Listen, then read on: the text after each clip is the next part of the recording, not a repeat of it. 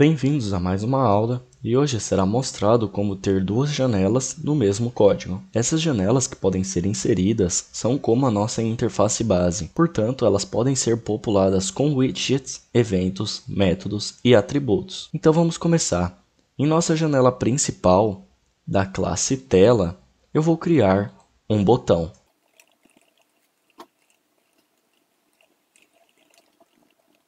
E além disso, eu vou criar o método abrir.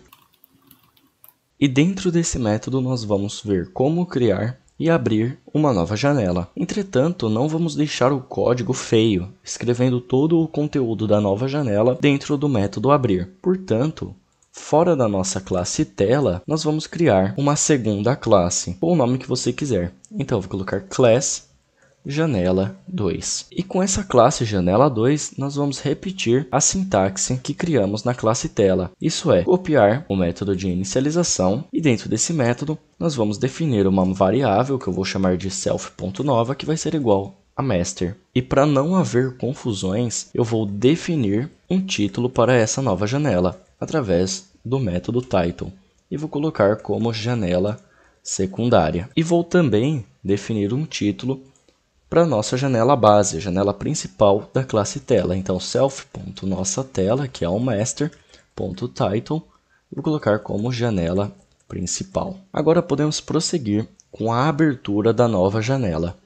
Então, no método abrir, eu vou criar um novo widget. Portanto, eu vou definir um novo objeto, que eu vou colocar o nome como nova tela. E esse objeto será uma instância da classe tk.topLevel. A classe topLevel, se vocês se lembram, é a mesma que é gerada quando criamos a nossa primeira instância de tk.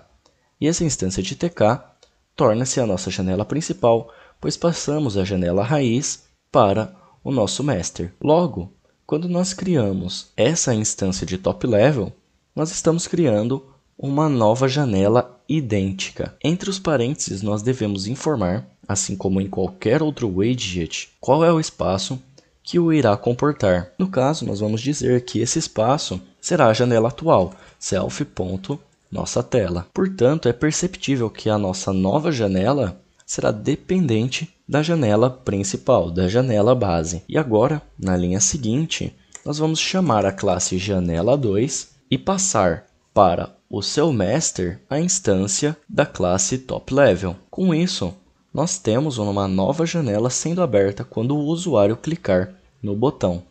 Então, eu vou executar esse código. Nós temos a nossa interface base, como vocês podem ver, o nome está em janela principal.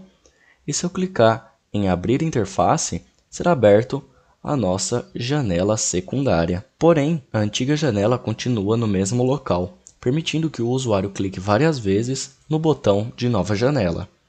Porém, não podemos simplesmente fechar a janela principal, pois senão, nosso programa inteiro se encerra. Isso porque, no código, nós definimos que o espaço que comporta essa nova janela é a janela base, o self.nossatela. O mais próximo que chegamos de remover a nossa janela base da visão do usuário é utilizando os métodos iconify e withdraw. Ambos servem para esconder uma janela topLevel. Então, se eu quero que a janela principal seja retirada da visão do usuário, eu posso usar o self.nossatela, que é a tela base, .iconify, a fim de minimizar a nossa janela principal.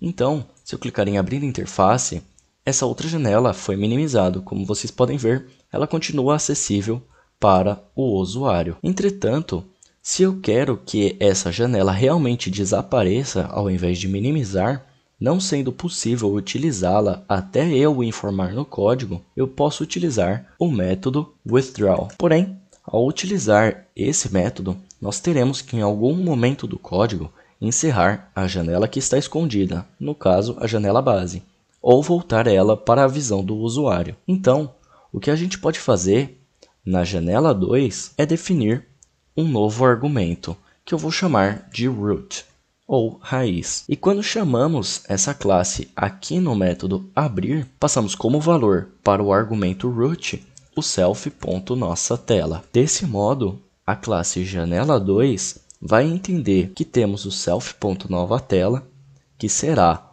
o master, e também temos o self.nossatela, que é a janela principal, ou imediatamente anterior à janela secundária. Então, na classe janela2, eu vou definir uma variável chamada self.origin, que será igual a root. E eu também vou criar um botão em um método. Então, eu vou copiar a sintaxe desse botão que temos na classe tela, vou mudar o nome do método para voltar e vou criar esse método na nossa classe janela2. E dentro desse método voltar, eu quero que essa nova janela feche e a principal retorne. Então, eu digo que o self.origin, que é a nossa janela principal, voltará aplicando o método dIconify. Esse método retorna a janela que foi oculta para a visão do usuário, uma vez que a gente utilizou o método withdraw. E como a janela secundária não terá mais uso, eu posso utilizar o método self.nova.destroy, que literalmente fechará a janela, removendo qualquer conexão dela com outras classes. Se eu quiser utilizar o withdraw em vez do destroy, eu também posso. Entretanto, toda vez que eu chamasse essa janela 2, eu deveria verificar se a janela secundária estava minimizada ou não, para então criá-la ou somente maximizá-la. Antes de executar esse código, nós temos que mudar o espaço que comporta o nosso botão. Como vocês podem ver, na história de copiar e colar, eu esqueci de trocar o master desse botão. Se eu deixar do jeito que está, vai dar erro quando eu executar essa segunda interface. Então, vou alterar o espaço que vai comportar esse botão e agora sim nós podemos executar a nossa interface. Vocês podem ver que nós vamos ter a nossa janela principal e eu vou clicar no botão Abrir interface. Vocês podem ver agora que a janela secundária foi aberta, o texto do botão permanece o mesmo, porém é outro botão, e assim que eu clicar nesse botão, a nossa janela de origem vai reaparecer para o usuário e essa nova janela secundária será destruída. E vocês podem ver que essa janela principal, ela desapareceu da visão, porém ela continuou na memória. Isso porque ela manteve a posição e o tamanho que eu defini para ela. Todas as alterações ficaram salvas. Enquanto que, se eu abrir a janela secundária, ela vai retornar do tamanho mínimo, como se fosse uma nova janela. Essa foi a aula de hoje mostrando como criar uma nova janela e como utilizar essas duas janelas em paralelo, permitindo que o usuário veja as duas ou não. Obrigado pela atenção e até a próxima aula.